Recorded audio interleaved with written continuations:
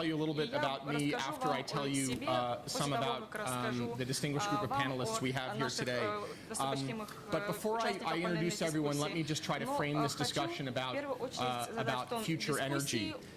We are obviously sitting here today in one of the world's most energy-rich countries. Kazakhstan is one of the world's top 20 top 20 oil producers. It's one of the world's top 10 coal producers, and it is by far the world's top uranium producer.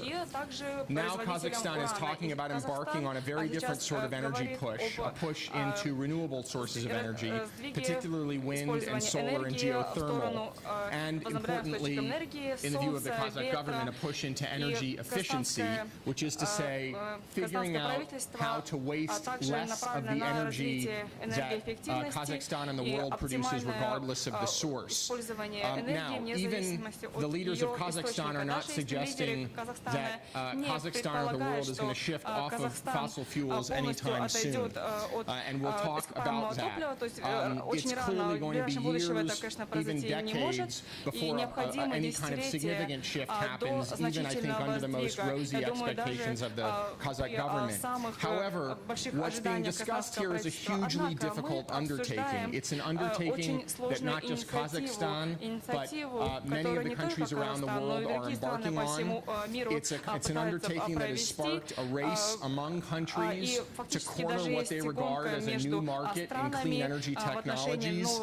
And it's a race, and we're going to talk about this here, that's producing very nasty geopolitical fights among countries and very nasty domestic political battles within countries. And the question is a very basic question. The question is not so much whether the planet benefits, whether the environment benefits. The question really is who wins and who loses economically in this shift. And that's what I want us to drill down into today. It's a messy and an extraordinarily controversial question, and I want us to explore that messiness and that controversy in some detail. Let me first introduce our panelists, and then we'll jump into this. I was going to do this in alphabetical order, but we're going to just do it in the order of people sitting here. First, we have Nurlan Magaov, who since last year has been CEO of the Kazakhstan Association of Oil and Gas and the Energy Sector Organization, KazEnergy. Previously, he was a Vice Minister of Energy and Mineral Resources, later a Vice Minister of Oil and Gas, and has a long career having worked in the oil and gas industry in Kazakhstan. Next to Mr. Magaov, we have Minister Nurlan Kaparov, who is, as all of you know, Kazakhstan's Minister of Environmental Protection, a Harvard MBA, an oil executive in Kazakhstan for many years, and previously Deputy Minister of Energy and Mineral Resources. Next to Minister Kaparov, we have Siddharth Saxena from Cambridge, who, as I gather, is no stranger to this forum and to many of you in this room. Siddharth is based at Cambridge University as chairperson of the Cambridge Central Asia Forum and director of Cambridge's Kazakhstan Center, a frequent visitor to Kazakhstan and teacher about this country and this region of the world to his students. Next to Siddharth is Ariel Cohen from the Heritage Foundation in Washington. Ariel is a senior research fellow for Russian and Eurasian studies in international energy policy at the Heritage Foundation, which is a quite prominent think tank in the United States. Ariel frequently testifies before the U.S. Congress on Russian and Eurasian politics and law and economics, and frequently he's a prolific writer and commentator to the press on these issues. And I gather has very little fear of talking Turkey, as we say in the United States, so we'll see that today. Huh? Talking Kazakhstan. Talking Kazakhstan. And to Ariel's left is Matthew Sagers from IHS CIRA, which is based in the United States. Matthew sits in Washington as well. IHS CIRA is a quite prominent energy analysis and consulting firm based in the United States, but with offices around the world. Matthew specializes in energy and transportation systems and energy development throughout the former Soviet Union. His interests particularly are with Russian oil and gas production, Russian oil and gas refining, or Russian oil refining, and consumption patterns. And he, like Ariel, also talks about these issues before global audiences, so he will presumably not be shy about expressing his opinions today. As for me, my name is Jeff Ball. I am basically a curious guy who likes to ask impolite questions when people don't want to answer them. I spent most of my life as a journalist. I was for 14 and a half or so years at the Wall Street Journal in the United States as an energy reporter and environment editor, and about a year and a half ago moved to Stanford University in California, where I'm at a think tank dealing with energy finance and policy. So let's just start. What I thought I would do just to start, and then I will stop talking and we will get to the meat of the matter, is I want all of us to be on the same page about where the world is today in terms of energy, and when we talk about the term future energy, what at least conventional wisdom is that might mean. So these statistics are not mine. They're taken from the International Energy Agency, which is essentially conventional wisdom on global energy supply. And this is from a report that came out late last year, and this is all energy demand, or essentially energy supply as well in the world, not just electricity, not just transportation, but everything. And what do you see very quickly? You see obviously that fossil fuels, coal, oil, and natural gas are the overwhelming sources of energy. You see hydro, nuclear, bioenergy are all smaller bits. And for the purposes of this conversation, I want to... Oh, sorry, it fell. Sorry. Okay. Thanks. For the purposes of this conversation, I want us to pay particular attention to the slice that says other renewables, wind and solar. Other renewables are about 1%. That is not to say that they are not important at all, because this is a very, very large pie in economic terms, and the pie is growing. But I want us to keep perspective about what's dominating now. And so that's today. And can we just switch the slide to the next one, which is the last one? Can someone switch the slide, please? So that's future. So this is the IEA's prediction of what the world energy supply might look like essentially 20 years down the road. And what do you see? You see a few things are the same. Some very important things are the same. Coal, oil, and natural gas still predominate. Nuclear is essentially flat. Bioenergy is essentially flat. Other renewables, again, wind and solar and a few other things, geothermal, it depends how you want to look at this question. They are they're 4% rather than 1% today, which is quite a large increase, but they're still 4% of 100%, which is means that they are almost still the smallest slice of the pie. The one last thing I'll say is that this pie in 2035 is much bigger than the pie in 2010 because the world's energy demand is increasing rapidly. So I'm going to stop with the lecture here. I just wanted everyone to be on the same page about what the expectations are. So let's jump in here, and I guess the first thing I want to ask is, I want us to define terms here. When people talk about future energy, how do you construe future energy? And even more basically, what's wrong, if anything, with today's energy system? What's the reason to change? Minister Kaparov, why don't we start with you? I think do you hear me? Yeah, can you hear him? I think that when we talk about future energy, of course, we don't talk only about renewables. We talk about all sources of energy. But we see that the share of renewables will be increasing, as you can see it from this slide as well. Can everyone hear or no? Is there anyone who cannot hear? Okay, I'm sorry, go ahead. Thanks. So basically, future energy is not about only hydrocarbons. It's not only about nuclear, but the introduction of renewables and increasing share of renewables is a big trend. And therefore, of course, what we will be emphasizing in the theme of future energy in Kazakhstan, especially in the context of Expo 2017.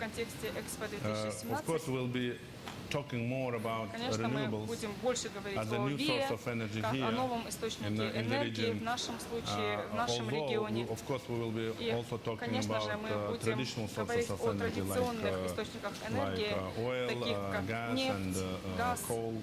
So when you talk about future energy, you're talking about a more diversified energy system, diversified in the sense that renewables are a bigger portion of the mix. Энергии, и где ВИЭ является лишь частью. Will not last long. Водороды, Some их жизнь не долгая. Согласно некоторым прогнозам, по всему миру, опять же, мы говорим не об угле, а о нефти и газе, они для нас служить будут буквально 50-70 лет. То есть и казахстанские ресурсы, и другие ресурсы. Возможно, в Казахстане нефть и газ будут даже меньше длиться, может быть, 40 лет только. По всему миру углеводороды, кроме угля, эти ресурсы будут сокращаться, они будут завершаться, и, конечно же, нужно их чем-то заменить. Я думаю, что цифры, которые мы увидели сегодня, а именно 4% ВИЭ, это небольшое количество. Мой личный прогноз состоит в том, что гораздо выше будет увеличение ВИЭ. И какая цифра? Я не знаю, какая цифра. Это зависит от развития технологий, конечно. Но согласно прогнозам некоторых специалистов от Кремниевой долины, например, говорят о том, что капитальные затраты на солнечную энергию в 2017 году будут уже ниже, чем затраты на сооружения, связанные с добычей угля. И поэтому к 2017 году будет большое снижение капитальных издержек. И никто не знает, как быстро будут эти затраты и издержки падать. И правительство Казахстана говорит о том, что 50% к 2050 году будет составлять ВИЭ в Казахстане. Это видение нашего президента, о котором он сказал в стратегии 2050, что Казахстан должен иметь доли 50% альтернативных возобновляемых источников энергии к 2050 году. И каким образом мы определяем, что это значит? Что вообще значит альтернативные ВИЭ? Мы включаем атомную энергию также. В Казахстане атомная энергия является альтернативной традиционным источником энергии. И поэтому мы думаем, что где-то 70, что к 50 году около 58% будет от атомной энергии, а 48% от биомассы и ВИЭ. И скажите, кто хочет также здесь задать вопрос? То есть мы говорим, что 42% в Казахстане к 2050 году это будет доля ВИЭ и 58% атомной энергии. Как вы думаете, это реалистично? Кто хочет задать вопрос министру? Я смеюсь, улыбаюсь, потому что я не хочу противоречить министру. Я думаю, что Казахстан имеет уникальную позицию, потому что это страна, которая пострадала от экологической деградации сильнее, чем другие страны. И мы видим катастрофу Аральского моря, его осушение. И Семипалатинский полигон, это советский полигон, дали Казахстану уроки о том, что нужно защищать окружающую среду. Но с другой стороны, наши участники дискуссии говорили о том, что Казахстан благословлен, имеет нефть, газ, уголь, уран, в то время как хороший рынок, высокие цены, возможно, будет хорошей идеей максимально увеличить доходы от этого. И неважно, какой будет микс, лидеры перехода к зеленой экономике, они являются пионерами.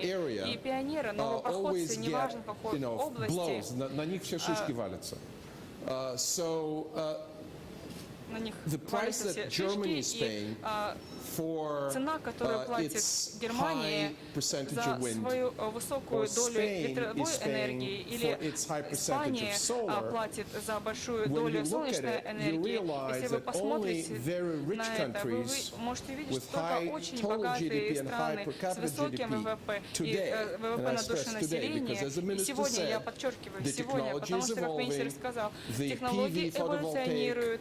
kilowatt И price есть, is например, going down, and we фотовольтаические hope if this trajectory источники, здесь continues, снижаются на PV них is цены, going to be и eventually competitive. I hope so. поэтому будут очень But today, конкурентоспособными новые источники. И для того, чтобы развивать wind and реальные sun, ВИИ, you ветер have и to солнце, establish необходимо создать feed tariffs.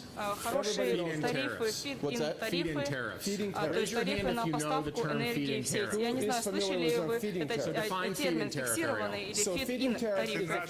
Фиксированный тариф. Фиксированный тариф. Will the minister define it for us, please? Министр, возможно, нам скажет. Я быстро расскажу вам, что это такое. Вот такая ситуация по всему миру. Технологии возобновляемой энергии всегда как-то субсидируются, потому что первоначальные затраты на новые технологии всегда очень высокие, выше, чем на традиционные источники энергии. Поэтому правительство по-разному поддерживает. И в Европе используются эти фиксированные тарифы, которые платят, которые предоставляют гарантированную цену производителям возобновляемой энергии, которая является более выгодной, чем цена для традиционных источников. Фактически две основные модели используются в мире. Первая называется фиксированный тариф, а другие называются зеленые сертификаты. И фиксированный тариф — это германская модель, а зеленые сертификаты используются в Великобритании, Польше и других странах. Но наиболее успешная модель — это фиксированные тарифы. И то есть в России это также называется фиксированные тарифы, и когда мы утверждали поправки к экокодексу в парламенте, и когда было второе слушание по фиксированным тарифам, я надеюсь, что вот мы защитим, и надеемся, что к 1 июля у нас уже будет закон. И хочу остановиться и привлечь дискуссии, и хочу здесь немножко предложить некоторый иной видение мира. Is a ramp up to 50% renewable energy by 2050. And what we've heard our opponents say is that perhaps in the future this might happen, but he would argue that countries like Kazakhstan need to be very careful about making sure that they maximize revenue from fossil fuels today, that the shift not be too dislocating. And the second point is that you go into this, it's essentially a major economic transaction. It's a multi-year очень серьезным экономическим переходом. Это изменение всего курса политики. Вы можете менять также цены. Например, если вы покупаете машину, если вы покупаете дом, и вы меняете свои парадигмы, вы хотите точно знать, что вы покупаете, вы хотите знать, сколько вам это будет стоить, и только после этого вы хотите то или иное покупать. После этого проводите переговоры. Вы хотите точно знать, кто будет платить за эти затраты. Если все мы согласимся с тем, что, например, в Германии есть соглашение того, что они хотят это делать, то, что они будут делать, и они будут платить 7 миллиардов евро в год, и для них эта цена не является завышенной, для них это нормально. Но нет, я не согласен, что уже существует согласие, поэтому вопрос все-таки еще идут переговоры в Германии. Давайте не будем прыгать в своей головы впереди паровоза, давайте.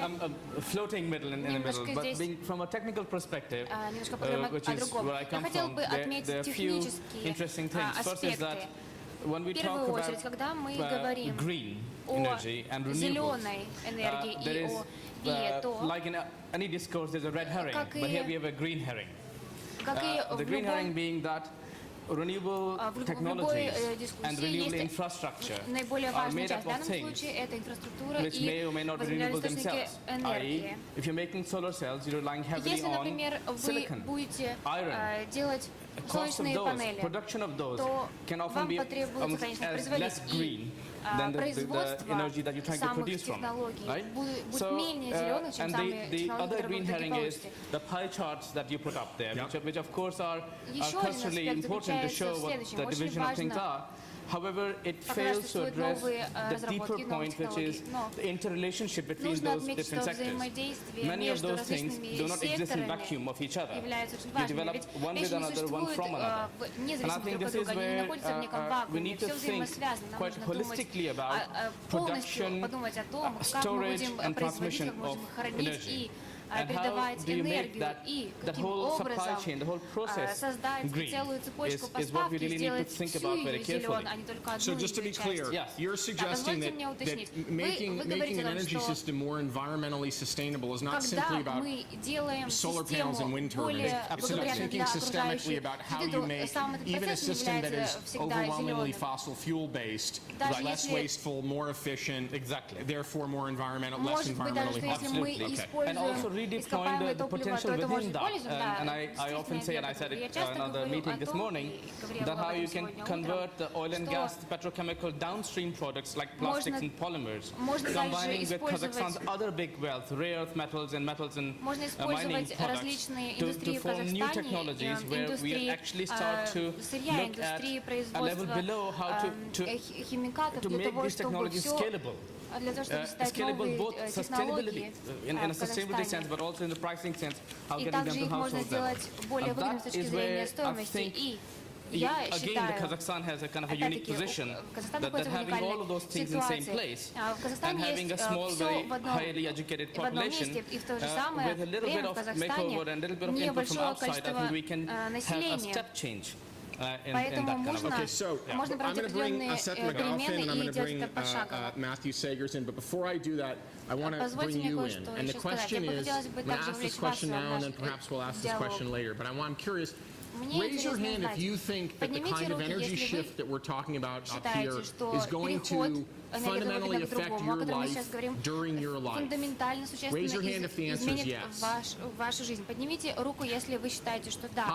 so I can see. And raise your hand if the answer is no.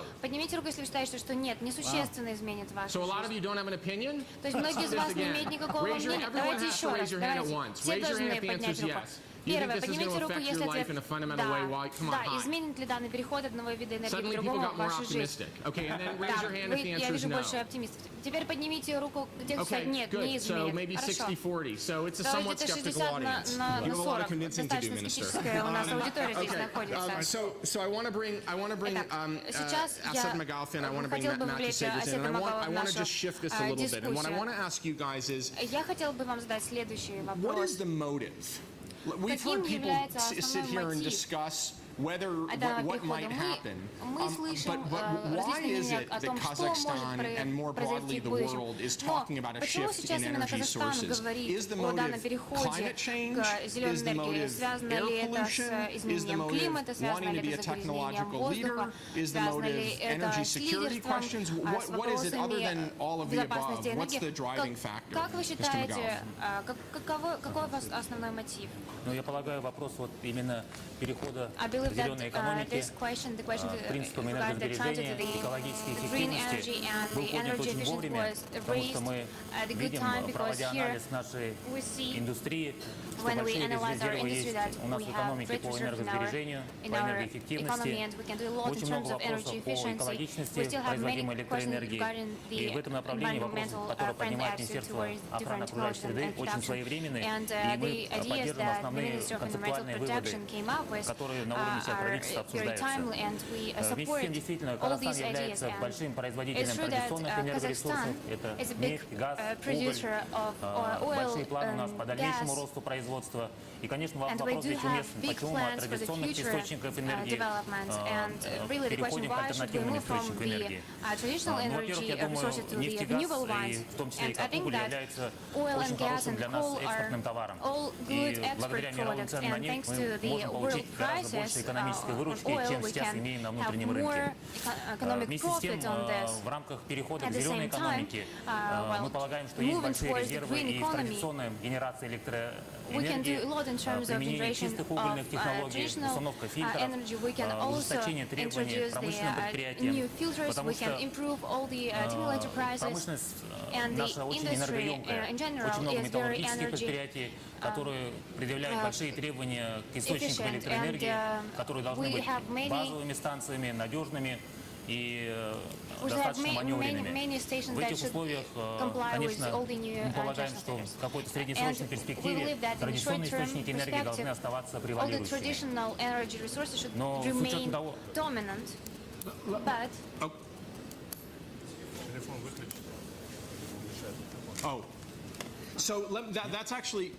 They want you to shut your phone. Yeah, that's actually fascinating. So Да, if I'm действительно, understanding очень correctly, then the интересно то, что motive вы is говорите. it's a То есть вы hedge. считаете, It's a что hedge on energy sources. That мотив Kazakhstan, at the end of the day, wants to preserve its oil and gas for maximal economic benefit to export onto the world market. And to the extent that Kazakhstan produces more energy from other sources domestically, that leaves Kazakhstan more to export world prices. So, Matt, jump in. That was actually one of the thoughts that I was going to have too, is that basically I can see green being very important in terms of domestic consumption, freeing up these materials that basically demand a high price in the world market. But I think действительно that существуют one of очень the высокие other цены key motivations, на мировом рынке. which Но the какова minister основная touched on, was a мотивация theory that we would call peak oil, which is that я we're думаю, running что out. есть такая теория, Therefore, которую мы we've got to называем put in some other stuff to sort of hedge.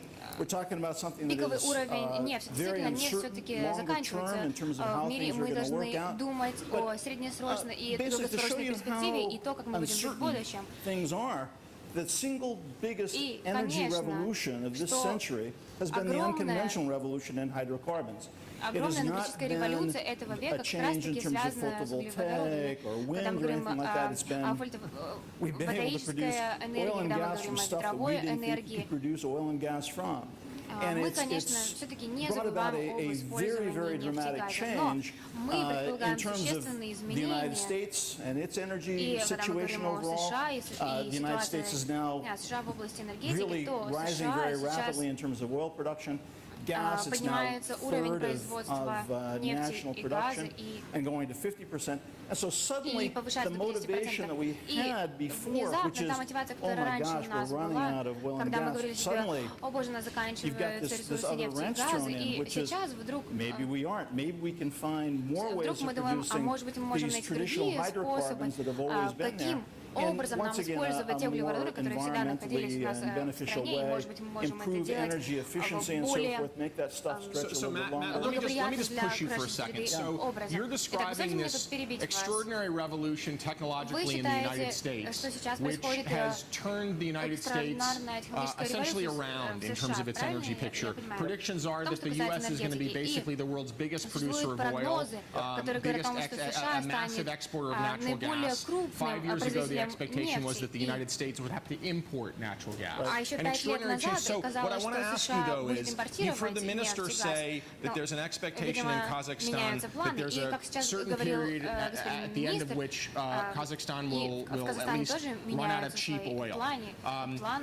What does the U.S. Does the U.S. experience suggest that that's not an accurate prediction, that indeed it may emerge that technology happens and suddenly Kazakhstan is swimming in more oil and gas than it thinks now? I think the answer is we just simply don't know kind of what the future will bring. So therefore, we've got to have some hedges and some flexibility. Конечно, у нас существует определенная гибкость The наших view планов. that there is going to be no more oil is something that you probably should put in a bucket somewhere, because that's probably that single notion is probably not true. It wouldn't surprise me, for example, to find out that Kazakhstan has a lot of unconventional resources as well, just simply because of its huge land territory.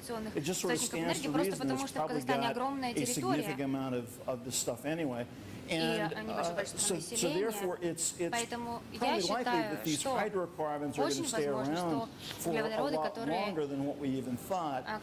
Yes, they're going to be a little bit more expensive. And then once again, we're looking at a future where hydrocarbon costs go up, И if цены we на want to call it green углеводороды, скорее energy, всего, renewables, and so forth come повысятся. down, we may have Если мы будем a привлекать crossover новые point in энергии, between зеленую where the two энергию, то basically цены, конечно, fit тоже будут together меняться. in a fairly beneficial way. И все это может быть достаточно Go ahead, благоприятным для Ariel страны. wants to jump in. Two things. Позвольте мне Number тоже one перебить вас. is Первое. that we're talking about Мы говорим You want one of those up there? 2%, Yeah. 2% briefly in terms of solar and wind. Мы говорим о Whereas if you're looking at generation, 2% power солнечной generation, энергии и if you're ветряной looking at энергии. increase Но in если мы energy посмотрим efficiency, на you're увеличение talking энергоэффективности, 10%, то мы говорим 20%, 10%, 30%. 20%, So 30%. increases in energy efficiency, Поэтому увеличение making энергоэффективности, better insulation in your buildings, например, если мы будем making использовать buildings more лучшую energy изоляцию efficient, в наших зданиях, если you мы будем save использовать более much more энергоэффективные материалы, energy то than you generate мы сможем from сэкономить больше энергии, чем мы можем создать Point number one. из Point number two, возобновляемых the источников shale энергии. gas Второе. revolution that my colleague from Syria is talking about революция, о которой говорил has мой a коллега, very important lesson имеет, for Kazakhstan несет and для for себя other очень важный countries. And урок that для is, it was Казахстана. bottom up, it was not top down. И нужно сказать, что эта урок заключается в том, что это было снизу вверх, а не сверху вниз. Технологии и права на собственность, которые являются основными моторами данной революции, научили людей тому, что сейчас вы должны сами производить сланцевый газ.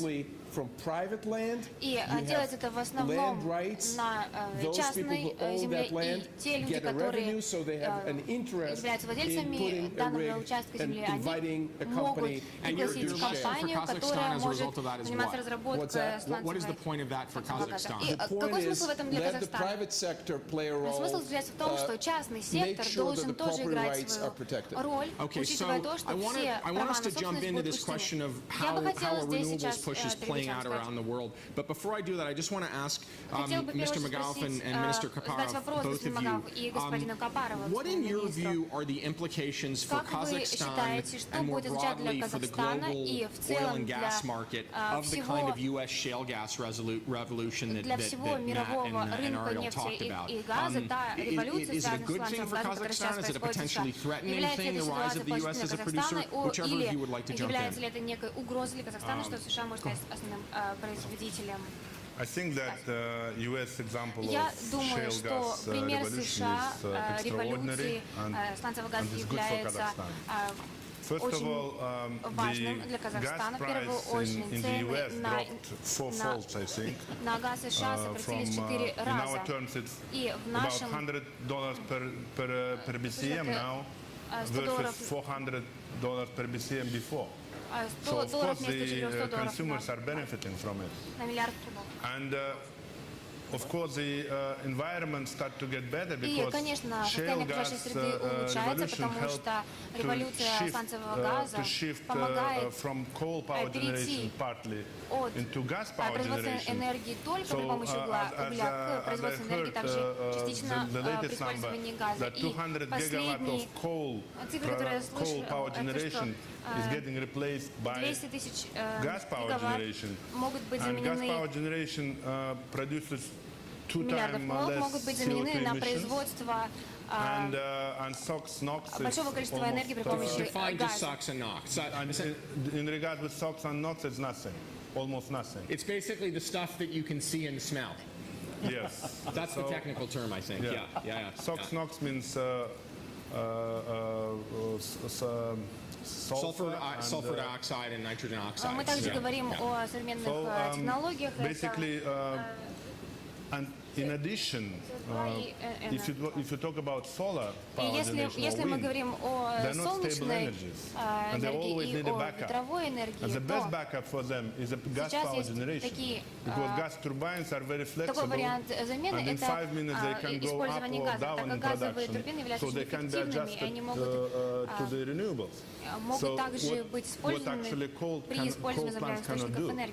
So that's why the gas power generation is considered the best friend of renewables. Именно поэтому производство энергии при помощи газа считается лучшим другом возобновляемых источников энергии.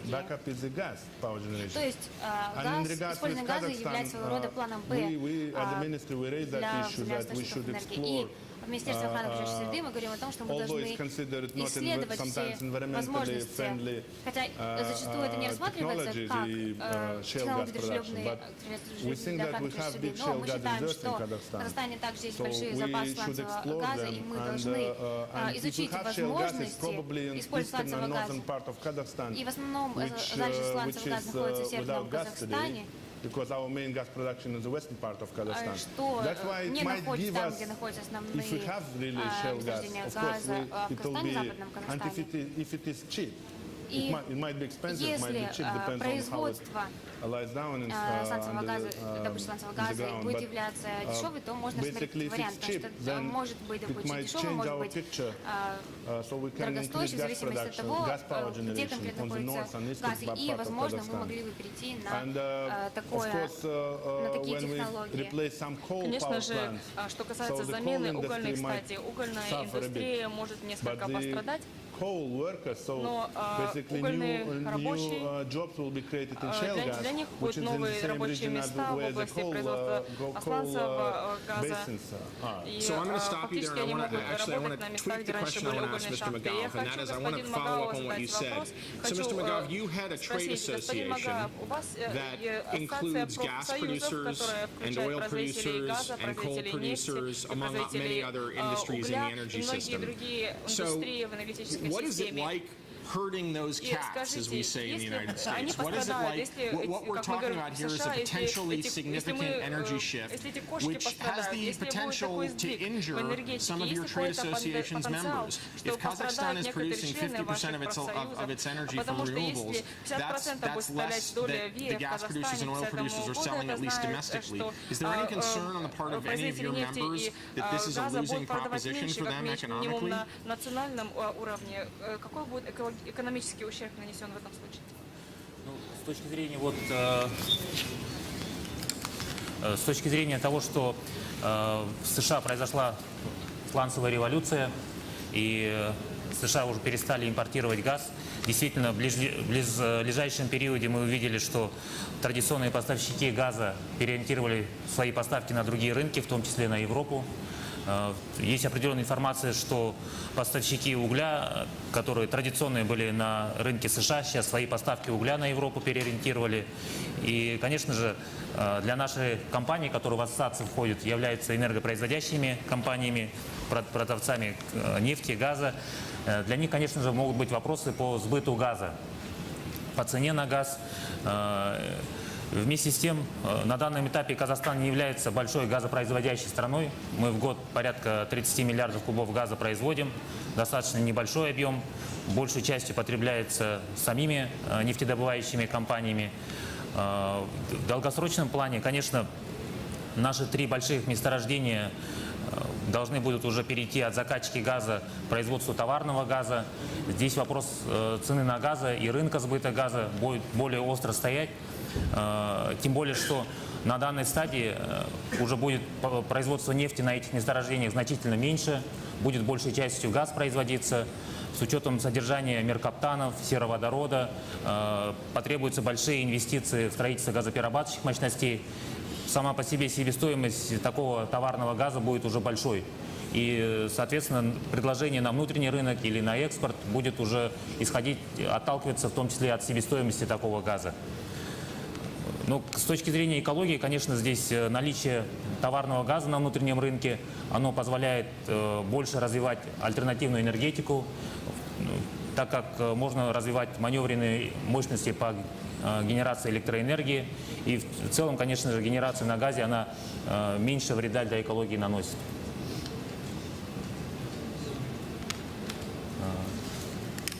So the view that you're hearing here is that the increased production in gas, not just in the United States, but globally and more and more in Kazakhstan as well, is an enabling technology for renewable energy.